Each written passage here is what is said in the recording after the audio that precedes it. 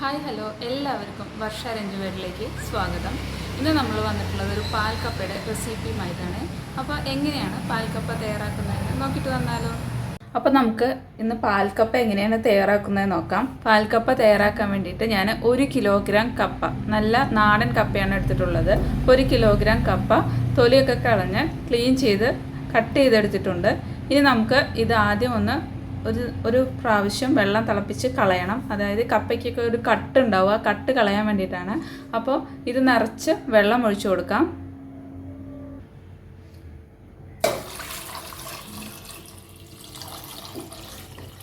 കപ്പയുടെ മുകളിൽ വെള്ളം വരത്തക്ക രീതിയിൽ വേണം നമ്മളിത് വെള്ളം ഒഴിച്ച് വേവിക്കാൻ വേണ്ടിയിട്ട്.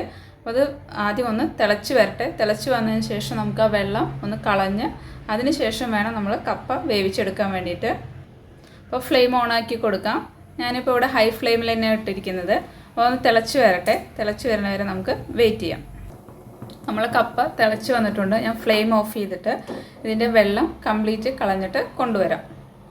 അടുത്തതായിട്ട് മിക്സിയുടെ ചെറിയ ജാറിലോട്ട് ഞാനിവിടെ ചെറിയ ഉള്ളി ആയത് ഒരു 8 എണ്ണം എടുത്തിട്ടുണ്ട്. 8 എണ്ണം എന്ന് പറഞ്ഞാൽ എൻ്റെ കയ്യിൽ അളവ് വളരെ ചെറുതായതുകൊണ്ട് ഞാൻ കുറച്ച് കൂട്ടിയെടുത്തിട്ടുണ്ട്. നിങ്ങളതിൽ ചുവന്നുള്ളിയുടെ വലുപ്പം അനുസരിച്ച് എടുക്കുക. എന്തായാലും വലിയ ഉള്ളിയാണെങ്കിൽ നിങ്ങൾ 8 എണ്ണം എടുക്കുക, അല്ലെങ്കിൽ അതിനനുസരിച്ച് കൂട്ടിയെടുക്കുക കേട്ടോ. അപ്പോൾ ഞാനൊരു 10-12 ചെറിയ ടൈപ്പ് ഉള്ളി ആയതുകൊണ്ട് 12 എണ്ണം എടുത്തിട്ടുണ്ട്. ഇതിലോട്ട് 2 പച്ചമുളക് ചേർത്ത് കൊടുക്കാം. 2 പച്ചമുളക് മിക്സിയുടെ ചെറിയ ജാറിന് ഉപയോഗിക്കണമെന്നില്ല, നിങ്ങൾ കല്ലിലിട്ട് ചതച്ചെടുത്താലും മതി. ഞാനിപ്പോൾ എളുപ്പത്തിന് വേണ്ടി ഇങ്ങനെ ചെയ്യുന്നു എന്ന് മാത്രം. ഇനി ഇതിലോട്ട് കുറച്ച് കറിവേപ്പില ചേർത്ത് കൊടുക്കാം.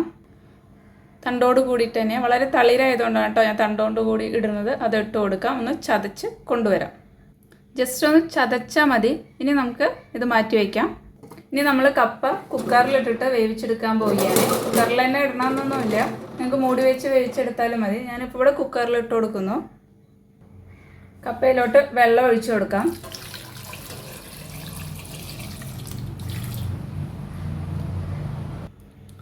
കപ്പയുടെ ലെവലിൽ തന്നെ ഞാൻ വെള്ളം ഒഴിച്ചു കൊടുത്തിട്ടുണ്ട്. ഇനി നമുക്കിതിലോട്ട് ആവശ്യത്തിന് ഉപ്പ് ചേർത്ത് കൊടുക്കാം. 1 ടീസ്പൂണ് ഉപ്പ് ചേർത്ത് കൊടുക്കുന്നു. നമ്മൾ മിക്സിയുടെ ജാറിൽ ചതച്ച് വെച്ച ചേരുവകൾ ചേർത്ത് കൊടുക്കാം.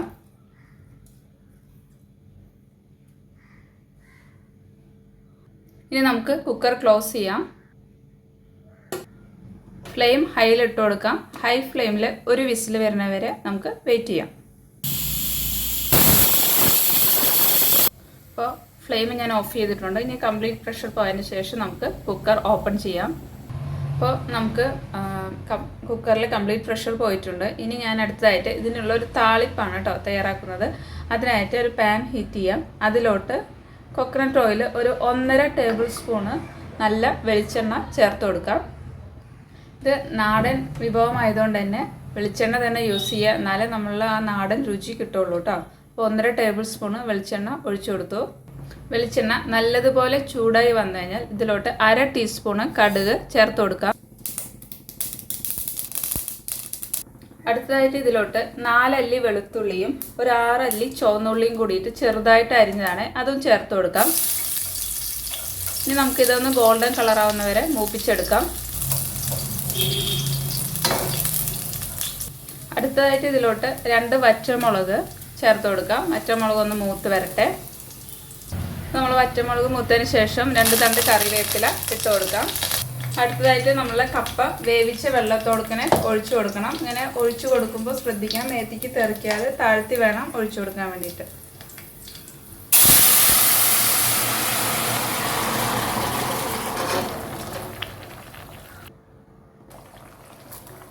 ഇതൊന്ന് തിളച്ച് ഇതിലെ വെള്ളം ഒന്ന് വറ്റുന്ന സമയത്ത് വേണം നമുക്കിതിലോട്ട് തേങ്ങാപ്പാൽ ഒഴിച്ചു കൊടുക്കാൻ വേണ്ടിയിട്ട്. അപ്പോൾ ഒരുവിധം വെള്ളം വറ്റിയിട്ടുണ്ട്. ഇനി നമുക്ക് കപ്പയൊന്ന് ഉടച്ചു കൊടുക്കാം. അപ്പോൾ വളരെ ചെറിയ രീതിയിൽ ഞാൻ കപ്പയൊന്ന് ഉടച്ചു കൊടുത്തിട്ടുണ്ട്. ഒരുപാട് ഫൈനാക്കി ഉടയ്ക്കരുത്. ഇനി നമുക്കിതിലോട്ട് തേങ്ങാപ്പാൽ 2 കപ്പ് തേങ്ങാപ്പാലാണ്, ഒരുപാട് കട്ടിയുള്ള തേങ്ങാപ്പാലല്ല, 2 കപ്പ് തിന്നായിട്ടുള്ള പാലാണ് ഞാൻ എടുത്തിട്ടുള്ളത്. അതിലോട്ട് ഒഴിച്ചു കൊടുക്കാം.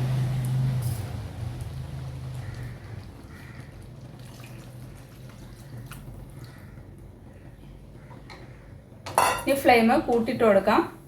ഒന്ന് തിക്കായി വരട്ടെ.